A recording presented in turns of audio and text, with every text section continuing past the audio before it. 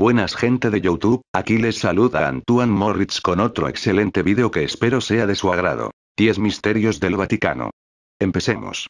Durante el año 2002 se llevó a cabo la exposición Lux in Arcana. El archivo secreto vaticano se descubre. En esta muestra realizada en Roma, el Vaticano presentó por primera vez al público una serie de documentos que tenían que ver con la historia más controversial de la Iglesia Católica. El gesto buscaba dar transparencia y ofrecer una nueva imagen de apertura institucional hacia la gente común. Desde las actas del juicio a Galileo Galilei hasta la excomunión de Federico II de Alemania, estos documentos sacaban a la luz una serie de informaciones celosamente guardadas durante cientos de años. Número 10.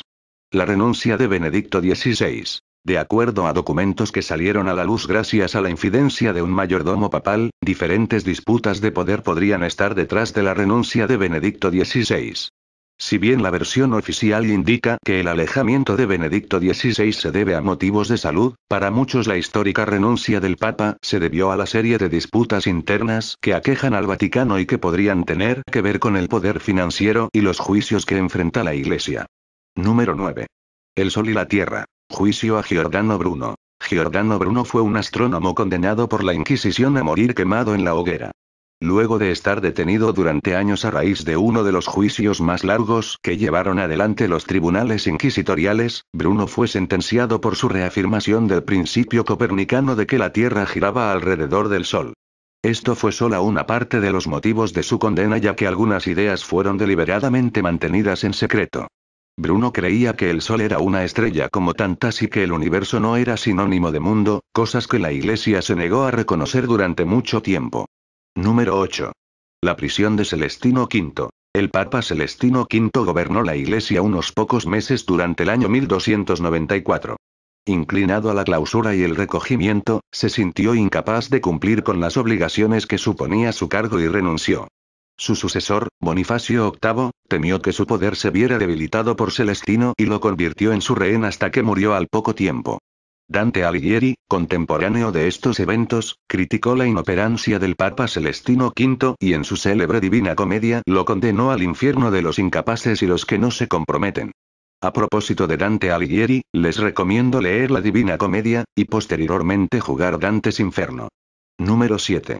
El caso de Enrique VIII y Catalina de Aragón. El surgimiento de la Iglesia anglicana se origina a partir de la negativa del Papa Clemente VII a otorgar el divorcio a Enrique VIII, rey de Inglaterra.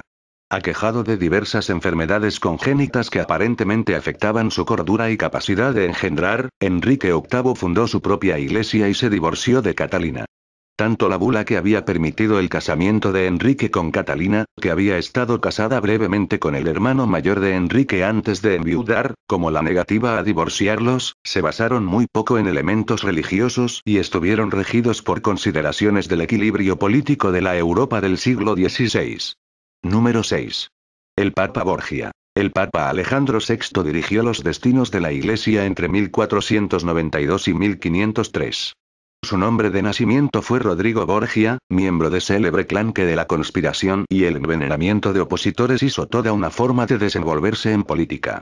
Su papado fue especialmente controversial y se mantiene un estricto silencio en torno a él. Esto es así ya que el Papa Alejandro VI no dudó en cambiar de bando político de acuerdo a su conveniencia y tampoco tuvo reparos en fomentar y propiciar cruentas guerras en pos de conseguir sus ambiciosos objetivos de poder. Número 5. Delitos contemporáneos. Muchos de los secretos del Vaticano provienen de tiempos lejanos y adquieren carácter de leyenda. Otros más actuales ofrecen diversas versiones y las acusaciones de conspiración son de ida y vuelta entre los diferentes bandos. Sin embargo, con respecto a los recientes casos de abuso que involucran a sacerdotes católicos no existe ninguna duda y los responsables ya han sido enjuiciados y procesados en distintos países. Algo que hace todavía peor este terrible delito es el encubrimiento, un tipo de secreto penado judicialmente, y la protección que aparentemente los infractores recibieron de las altas jerarquías eclesiásticas. Pero podemos ver que hoy en día el Papa Francisco ya ha tomado cartas en el asunto. Número 4. El Banco Ambrosiano. El Banco Ambrosiano es la entidad financiera que administra los fondos de la Iglesia Católica. Recibe cuantiosas donaciones e invierte un porcentaje del capital vaticano para mantener y acrecentar el rico patrimonio de la Iglesia. Como en muchas actividades financieras, sin embargo, algunas de las ganancias que obtiene el Banco Ambrosiano dependen de especulaciones que pueden implicar la pérdida del empleo para obreros que ven cerrados sus lugares de trabajo o la inversión en empresas vinculadas a la fabricación de armas y laboratorios farmacéuticos que producen pastillas anticonceptivas, algo contradictorio con el discurso que sostiene la Iglesia en materia de reproducción. Número 3. La muerte de Juan Pablo I. El papado de Juan Pablo I duró apenas 33 días, desde agosto a septiembre de 1978. Durante ese corto lapso, sin embargo, Juan Pablo I comenzó una serie de reformas tendientes a humanizar el sacerdocio y que, entre otras cosas, buscaban redistribuir la riqueza de la Iglesia, destinando los fondos a las misiones católicas en los países más pobres. El Papa de la Sonrisa, como fue conocido por el público, de inmediato generó una fuerte oposición en los sectores más conservadores de la Iglesia y hasta hoy se sospecha de que fueron responsables de su abrupta y misteriosa muerte. Número 2. Pío XII y la Segunda Guerra Mundial. El papado de Pío XII transcurrió entre 1939 y 1958. Durante ese lapso tuvo lugar la mayor conflagración bélica de la historia, la Segunda Guerra Mundial. De este papa se dice que no solo no denunció los crímenes de guerra nazis, sino que estableció una serie de acuerdos con dictadores como Mussolini, Franco y Hitler a cambio de un trato preferencial para la Iglesia. Luego de finalizado el conflicto, existen diversos documentos que sugieren que ayudó a escapar a los nazis y que colaboró con la organización Odessa, un grupo de las SS que operó en Italia y que organizó las fugas de criminales de guerra. Número 1. La papisa Juana. Existen antiguos testimonios que hablan de que en el año 855, tras la muerte del Papa León IV, una mujer asumió el pontificado durante 2 años. Nacida en Maguncia, Juana fue la hija de un monje y recibió una amplia educación teológica que le sirvió para acercarse a los círculos de influencia del Papa León IV.